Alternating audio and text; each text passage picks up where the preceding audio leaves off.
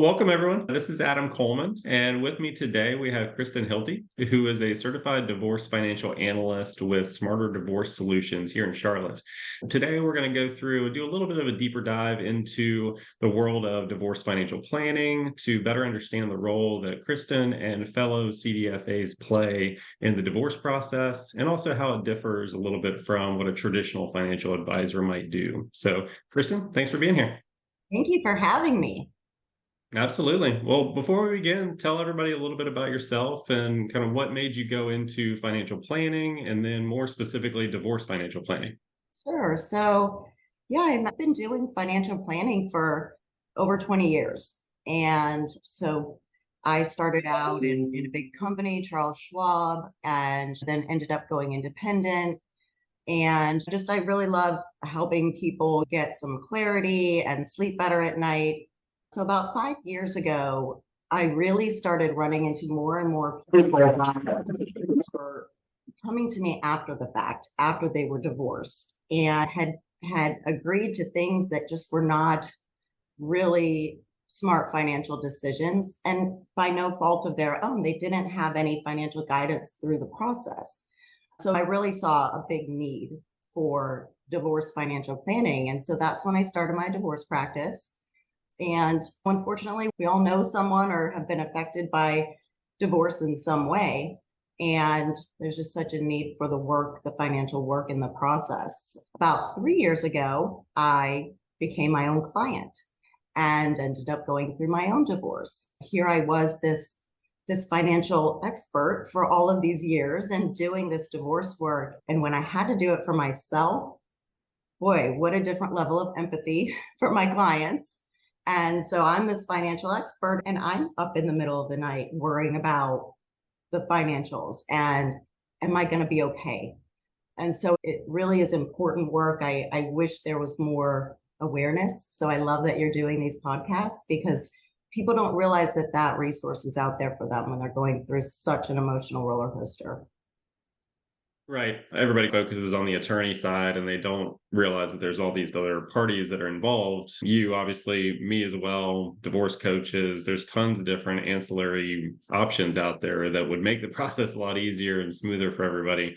So the more we can get that information out, the better off everybody will be, hopefully. So I've had a bunch of different CDFAs on the podcast before, and everybody kind of has a different role that they play. Some are more of a hybrid where they do a little bit of the divorce planning, but then really mostly they're more wealth management. And then some people strictly do the divorce planning without any sort of wealth management, and some kind of dabble in both. Where does yours fit in? You're strictly the divorce planning type, correct? Yeah, so I was doing both for a long time. And it got to be where my passion was really working with the people going through divorce. It was more rewarding work for me to get people through that time and give them that peace of mind. And as much as I loved my wealth clients, I ended up just finding them really good people to work with because I thought I can only be so many things to so many people. And I really just wanted to focus on the divorce practice. So that's where I've landed now. So I think a lot of people have an understanding of what a traditional financial advisor would do in terms of wealth management, investment choices, retirement planning, things like that. How does that differ from what you're doing day to day on specifically the divorce side of things? So it really is kind of a mixture of the best of both things. So you have that all the really important things about financial planning with that background, but then it really takes the intricacies of financial aspects of the divorce into play. So there's a lot of really specific training and different intricacies of how the financials can work in a divorce and all the different pieces that surround that. So it really mixes the best of both worlds. Financial planning, like the wealth management, like I said, that I did before, we're planning for retirement, we're planning for college funding, and we're doing all this forward planning. But when the income that supported one household now has to support two, and how do we divide that in an equitable way? And how do we make sure that nobody comes out with some terrible tax consequence or taking on an asset that they can't really maintain? So those decisions in the divorce are very specific. And the way that the statute looks at financial things in a divorce, it's just really more specific training. Are there a few things that you can think of that maybe just never crossed your mind as a traditional financial advisor, but now that you've gone into the divorce process that you've seen, all right, this is a major issue that people just might not even realize that would be important to have somebody trained in divorce and financial planning involved? Yeah, so some things like executive compensation and restricted stock units, and how are those looked at in a divorce? And it varies by state. And what are the different ways that you can work with those types of more complex assets? Definitely in your world, the house, right? Most times it's the largest asset that a couple has. And being very careful about how that's handled with the equity and everybody's future plans of what they want their life to look like. And so all of those things are very, very different in the divorce world. Do you get more involved in, I guess, more of the financial coaching side of things with budgeting and, debt payoffs, things that not necessarily many financial advisors sometimes do? They tend to work with higher net worth clients that have a lot of that stuff nailed down already, and it's mostly investments side of things. Do you find that it veers closer to that side of things on the divorce planning piece? Yeah, that's such a great question. And it really is a gigantic part of the process when I'm working with a client. We really have to get a good, clear vision and picture of what are your post separation, post divorce expenses going to be. And a financial planner doesn't, like you said, typically work with detailed budgets and things like that. But when you think about, one spouse that may need spousal support or alimony, how do you know what that is unless you can really get a clear picture to show this is the true need and decide what lifestyle changes might need to be made or adjustments in those budgets. And it affects the whole picture. It affects how the assets are divided. So it's such an important piece. Another part of that is a lot of people really think of a CDFA when they're really complex financial situations. And really, a lot of the work that I do are not couples with super complex financial situations, but whether you're the CFO of the family or not, sometimes you don't know what the electric bill is. You haven't paid a bill in 20 years, right? And it's so overwhelming. So when you have one spouse that maybe doesn't understand the investments as much as the other spouse or doesn't understand what the expenses are, it's so important that that spouse gets really educated on those things. So education is a huge piece of my role in the process. Yeah, it's rare that both people are in tandem with that, where they're both handling the finances 50-50. There's definitely always a split there, it seems like, where one person's just let the other person handle a lot of that stuff and they're kind of flying blind afterward. So I was wondering what you had kind of dealt with. Are there different apps or programs or software that you tend to use when it comes to the divorce financial planning?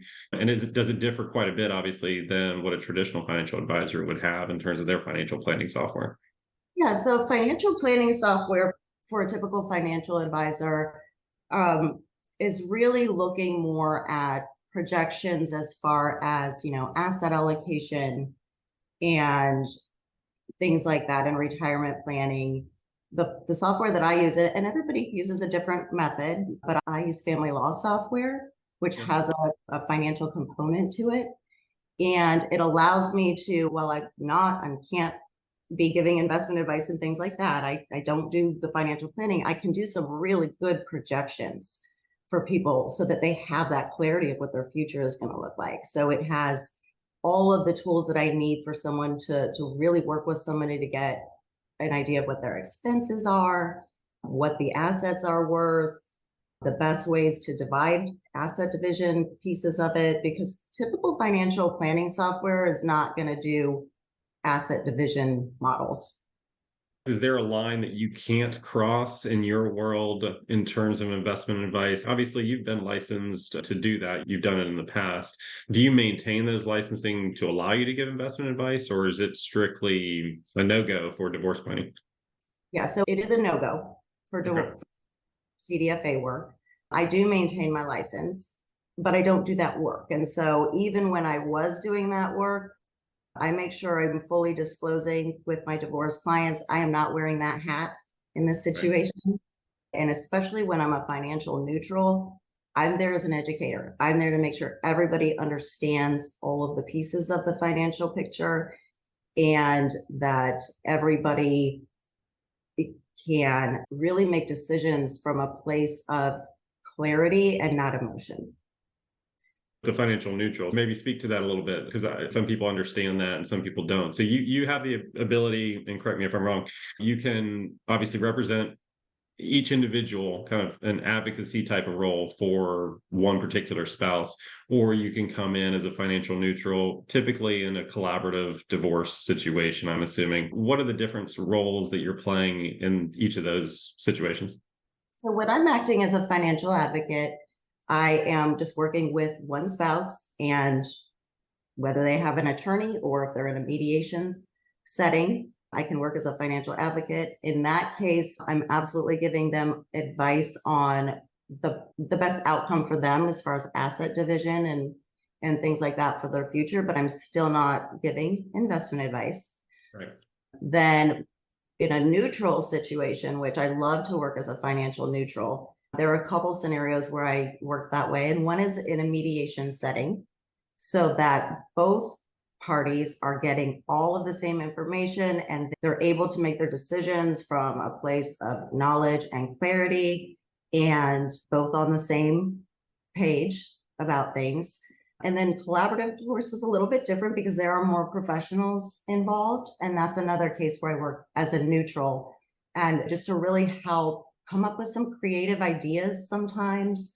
So as a neutral, I'm not there to say, this is what you should do. I'm there to say, well, hey, that's what this would look like. Have you thought about this? I've seen people do it this way before. And we can kind of brainstorm on a lot of different ways to do things that really work for that family. Equitable does not mean equal. And what's equitable for one family isn't for another. And so you can do those type of creative things when you're in a mediation setting, when you're in a collaborative setting. It's a lot different when you're in a litigated setting. You're more limited to the creative options there. Right. Any sort of high level advice that you would give for somebody kind of starting down that divorce path? What do you think the first kind of key steps would be for somebody? As early as possible, just start getting yourself informed and reaching out to resources like myself as a CDFA for financial information, or look at the mediation option, look at all of the different types of processes. I think that most people, it's just unfortunately the way it is, they think they just have to go call an attorney and lawyer up, and without really having all the information on all the other types of processes that they could work through. So getting informed and deciding what is the right process for your family, because like I said, every situation is unique. And so getting that information, especially when there are children involved, conduct yourself as if your children are watching, because you're still going to be a family. It's just going to look different. If you have to co-parent, really do the research to find the right process that sets you up for success for that co-parenting relationship. And that kind of gets into my next question. And we talked about a few of the different roles that obviously there are in the divorce team. You got the attorney, which there's not many ways around getting an attorney, obviously. You've got your role as the financial, my role, obviously, as the mortgage specialist, lending professional. Are there other key components to a strong divorce team that you've seen create a lot more successful environment for people going through this process?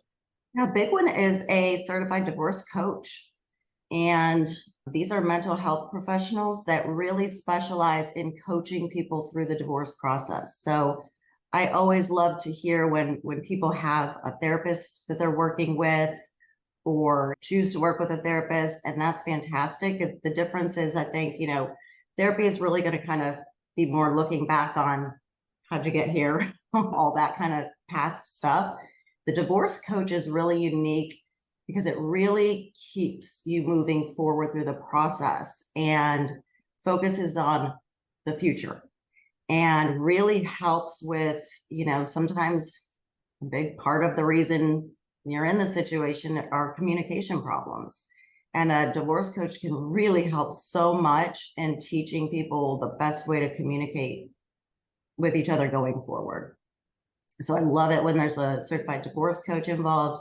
Depending on the situation, sometimes you may need a business valuator, and you need to make sure you have the right resource to do that work because not everybody's qualified to do that.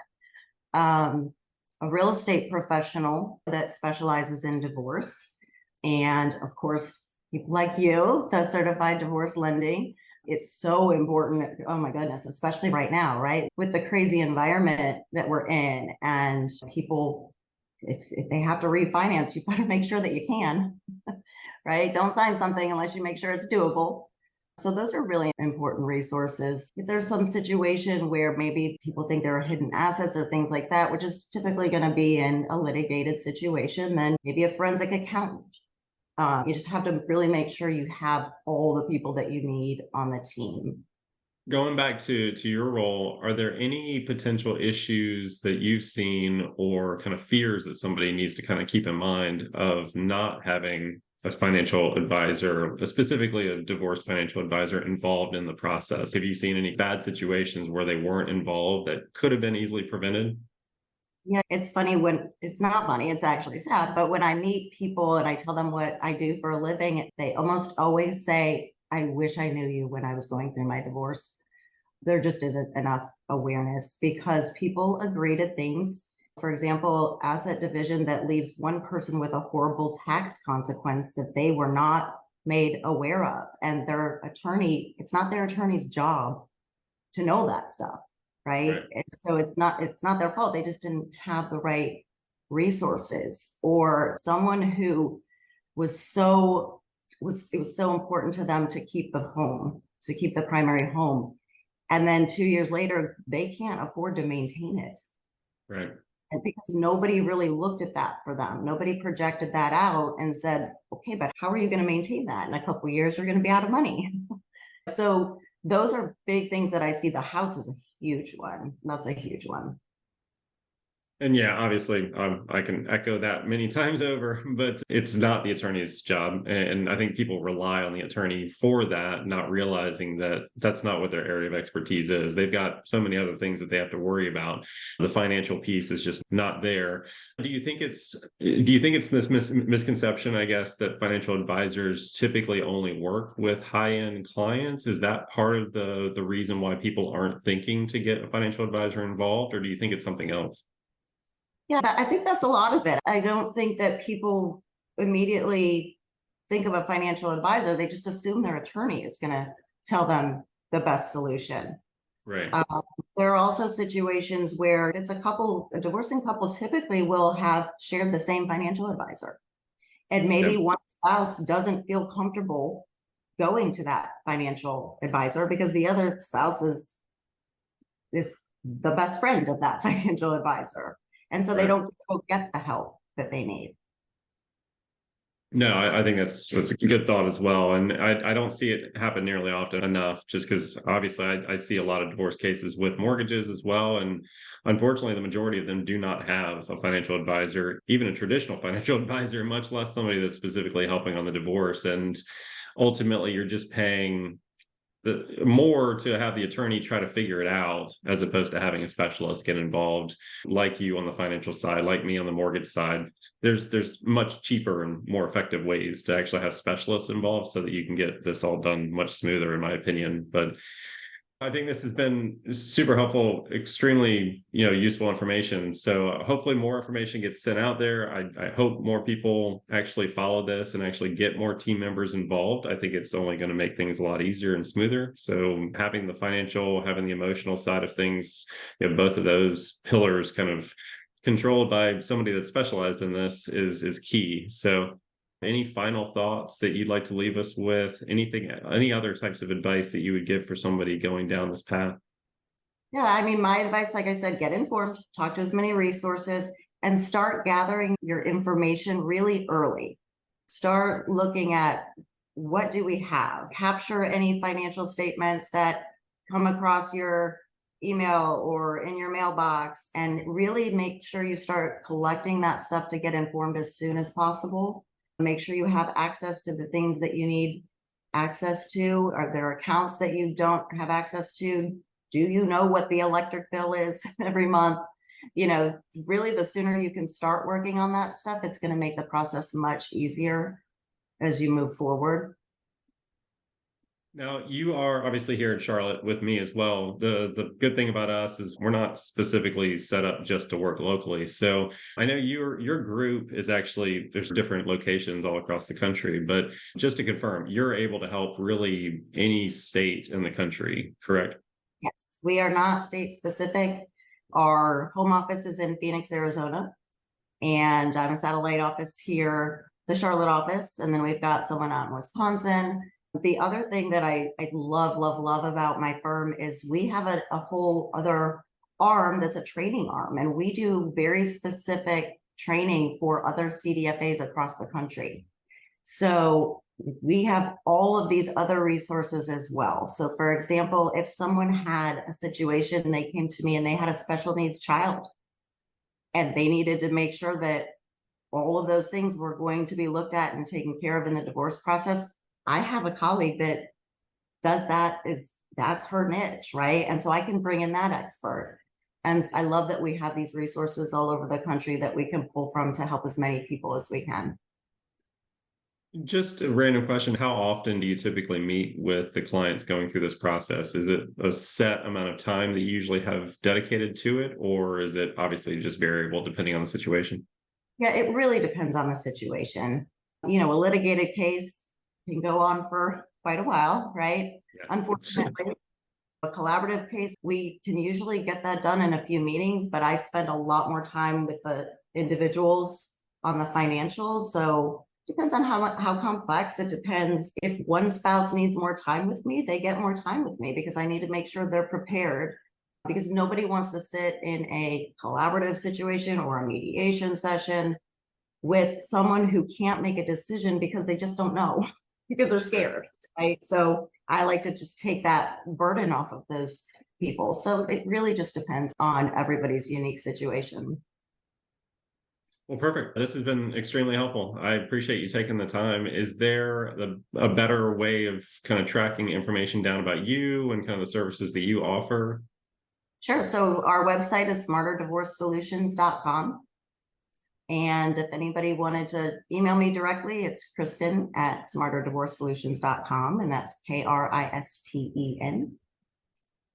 And we would love to help. We do complimentary consultations just to make sure people are going down the right path and getting the right resources, and putting them in a position where they're choosing a process that's really going to work for their family.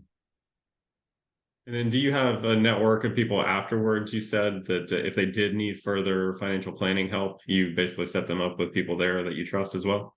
Absolutely. So we've all done a lot of vetting of our financial advisor colleagues out there, and not every financial advisor is for everyone. So I like to be able to say, okay, I think this person would be a really good fit, or a couple of these people. So let's, whoever you're comfortable with. But it's not even just that. So I'd like to do kind of a new normal strategy session after to say, okay, now what do you need to take care of? What transactions need to happen? Do you need somebody to help you with your financial coaching going forward? Do you need an investment advisor? Do you need an estate planner? I just want to make sure that people really protect what they come out with. Well, I think that's great advice. I appreciate you taking the time. This has been a pleasure. Thank you so much. Thank you for having me. Absolutely. Thanks.